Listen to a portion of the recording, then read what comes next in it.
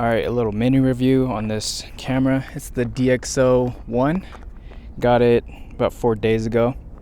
It's a 20.2 megapixel camera, same sensor as the RX100 Mark III. I had the RX100 OG Mark I, and that was a dope camera. I carried it everywhere. I regret selling that camera, and ever since then I've been trying to find a camera similar capabilities, quality, and the image. You can plug it into your iPhone and use the iPhone as a viewfinder, but just using it like this is really fun because you just open the camera.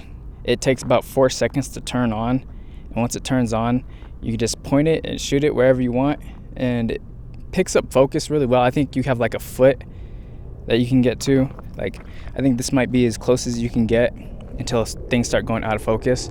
But yeah, it has like a black and white dot screen, and that just gives you like your framing, and a little white square will pop up when you have something in focus. You half shutter to get focus and then full shutter to take the photo. It's kind of like shooting film, because if you don't plug it into your phone, you don't know what the photos look like, because the screen is not going to show you the image preview. It's only going to show you what the framing looks like and if things are in focus or not, and if things are bright. So yeah, you just take a bunch of photos, or I've been taking a bunch of photos, and then just at the end of the day, or just whenever, sometimes I don't even do it at the end of the day. I'll just wait until like maybe 2 or 3 days pass, and then I'll just upload them to my phone, and then I can check out all the photos, and they look really good. 20 megapixels, man, get you a lot.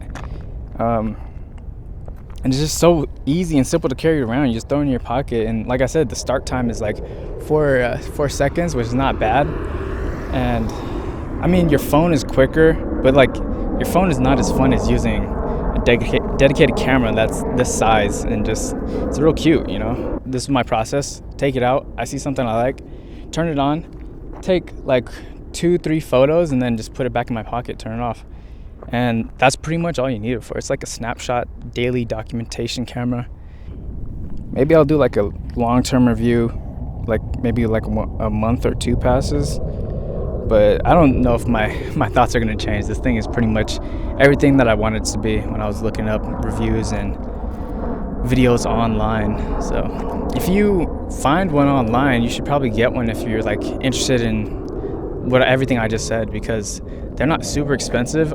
When it came out, I think people were saying it was like $600, and that was back in like 2012, I want to say, or it was a while ago. But now the prices on eBay, you can find them really cheap. I found mine for $100.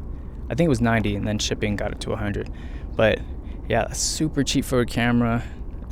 All right, one thing I forgot to talk about was the battery life and charging. So it charges via USB. What is it? Mini USB? Micro USB. Charges via micro USB. And battery life, I'm not really sure how long it lasts. Over the couple days I've been using it, it hasn't died on me. So I've gotten maybe like halfway, and that was like off and on shooting whole day. So if you're using it like that, then it should last you a pretty good while. I mean, you can always plug in like a portable USB charging bank, so keep it charged when you're not using it. I have like a mini, I don't know if I have it on me, I have like a mini USB cable, which is like this small. It came with one of my little controllers that I use for drawing and stuff, and just plug that into a USB bank, and you have like a super compact setup.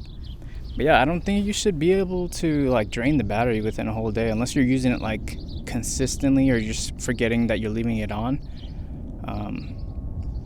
But yeah, I think if you have a magnet next to it, it'll turn on automatically. Like if you put a magnet in front of the lens, it turns on. That's something that happened to me. I was in a record store, and I have one of my Rode microphones, and it has a magnet on the back of it, and I think it touched the front of the camera, and when I went to go grab the camera, I had it closed, but the screen was on. So I think 1 month 2 cameras, she had an underwater case, and there's like a mechanism in front of it. It's a magnet that turns the camera on. So I think that's the same issue that just happened with me. So if you have magnets, keep it away from it so it doesn't accidentally turn it on and drain your battery. But other than that, battery life seems pretty good. This is a dope camera. So that pretty much concludes my little mini review, first impressions. If you find one, go check it out. Hopefully you can find one for cheap if any of this interests you, because this is pretty fun, dope camera, something I've been looking for a minute. Finally able to get one and get my hands on it.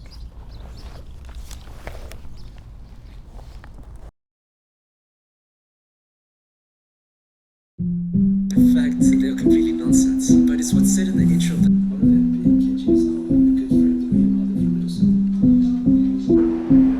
I think that, this might be kind of sad here. Refinement, but just in the other direction of maximalism. And it's kind of boring. I think another thing, I keep going back to this article written by Lindy Man. I think he's blocking. My favorite was, would cycle through these graphics, but at the time, and it still does, but I think now it's mostly kind of ads and